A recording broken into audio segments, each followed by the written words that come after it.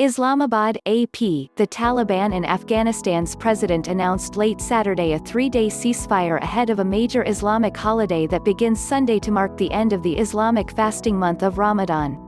The Taliban order, which was soon followed by an announcement via Twitter from Afghan President Ashraf Ghani announcing the government extends the offer of peace, comes just days after U.S. peace envoy Zalmay Khalilzad was in Kabul and Doha.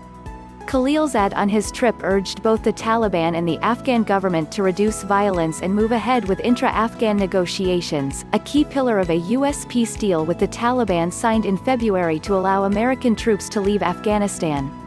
The deal was also touted at the time as Afghanistan's best chance for peace after nearly 4 decades of war. The Taliban's ceasefire announcement follows an Eid al-Fitr message from the Taliban leader which said the insurgent group was committed to the peace deal, was not seeking to monopolize power and promised to guarantee the rights of women and men under an Islamic system. The directive ordered Taliban fighters not to fight but also not to fraternize with Afghan national security forces.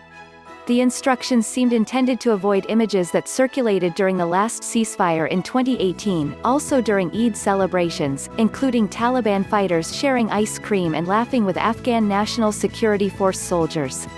In instructions issued Saturday, Taliban fighters were told not to attack the enemy in any place, but if there is attack from enemy in any place then a befitting defensive response shall be given.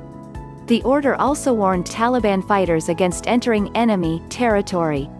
Since signing the peace deal with the United States, the Taliban have not attacked US and NATO troops but have staged numerous attacks against Afghan national security forces.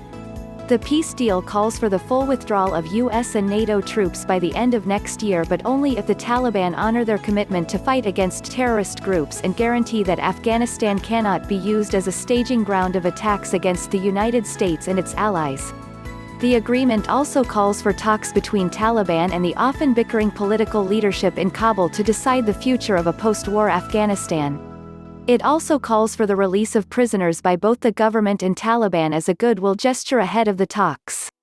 An increase in attacks claimed by the Islamic State affiliate in Afghanistan, including a horrific attack on a maternity hospital in the Afghan capital last week, blamed on the IS affiliate, has given an urgency to finding a settlement between the government and Taliban. U.S. Department of Defense officials speaking on condition of anonymity because they are not authorized to speak to the media, said the Taliban is seen as an asset in the fight against IS in Afghanistan. The U.S. military in Afghanistan welcomed the ceasefire announcement, saying, "We reiterate our call for the militaries of all sides to reduce violence to allow the peace process to take hold." From Yahoo!